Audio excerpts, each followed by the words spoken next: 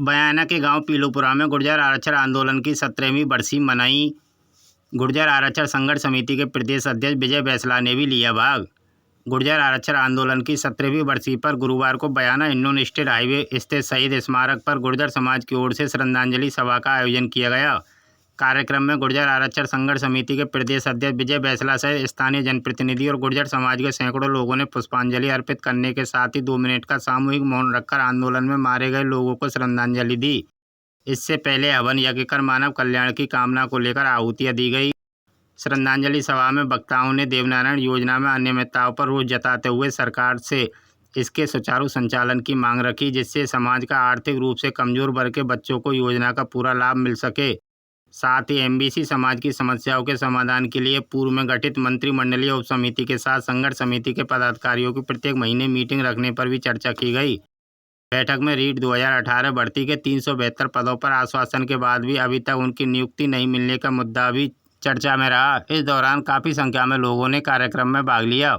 आज हमारे शहीदों की 17वीं श्रद्धांजलि है। भारी मन है।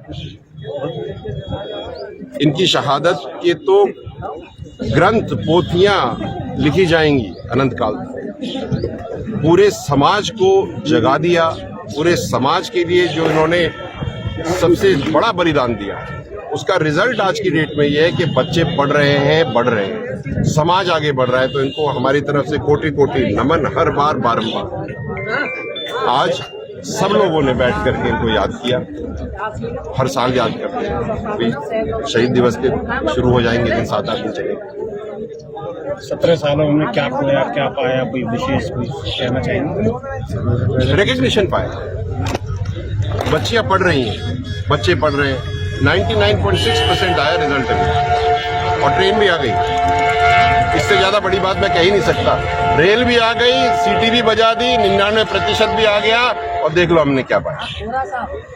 कर्नल साहब का एक बहुत बड़ी उन्होंने लड़ाई लड़ी थी और बहुत बड़ा आखिरी तक उनकी जंग रही थी 9वीं सूची में शामिल करोगे। उसको लेकर आपका क्या कहना है? तो डबल इंजन की सरकार है। इस बात का हम प्रयास करेंगे कि 9वीं अनुसूची में जुड़े। इसके साथ साथ 2 चीजों का और प्रयास रहेगा। एक तो डिनोटिफाइड ट्राइब्स के सर्टिफिकेट्स बने राजस्थान में, जिससे कि डीएनटी का फायदा पूरे एमबीसी समाज को मिले। जो रिकमेंडेशन थी उसके अंदर एमबीसी समाज की जितनी जातियां आती हैं वो सारी की सारी डीएनटी में है। बस केवल सर्टिफिकेट बनना है, और डीएनटी की सारी जो सीड स्कीम्स है, जो स्कीम है डीएनटी के लिए, scheme for economic empowerment of denotified tribes, उसके अंदर हम आ जाएंगे और हम उसका फायदा उठा पाएंगे, पूरा समाज उठा पाएगा। इसके साथ साथ जो रोस्टर प्रणाली है, इसको दुरुस्त करने की जरूरत है।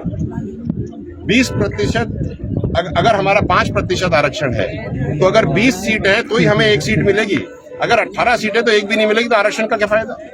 तो जो आरक्षण पूरे टोटल में बढ़ता है और फिर उसको डिस्ट्रिक्ट्स में बांट दिया जाता है। आरक्षण तो पूरे राजस्थान का है ना साहब। तो जब पूरे राजस्थान का आरक्षण है तो सीटें भी पूरे राजस्थान की होनी चाहिए, और जो बन जाए आरक्षित सीट उसको फिर आप जहां बांटना है बांट दो। हम तो सब राजस्थान के हैं ना, तो सरकार से भी बात होगी, निवेदन भी होगा, पूरी संघर्ष समिति इसमें जुटेगी, और जो भी समाज इसमें लगना चाहे हमारे साथ, हम उनसे निवेदन करते हैं कि आप भी लगिए, और रोस्टर सिस्टम को राजस्थान के लिए बनाया जाए, ना कि डिस्ट्रिक्ट और तहसील के लिए बनाया जाए। 372 अभ्यर्थी भी काफी टाइम से भटक रहे हैं, घूम रहे हैं, पानी की टंकियों पर चढ़ने को भी मजबूर होना पड़ता है उनको। तो उसको लेकर अब इनको कैसे इनके हक दिलवाना है? देखिए, जो लॉजिकल है, जो सिस्टम जनरेटेड है, वही मिल पाएगा, और उसके लिए हम लोग काम कर रहे हैं। मेरी 2-4 बार बात भी हो चुकी है। अभी जैसे आचार संहिता समाप्त होगी, उसके बाद क्लैरिटी आ जाएगी कि क्या होने वाला है और कैसे होने वाला है।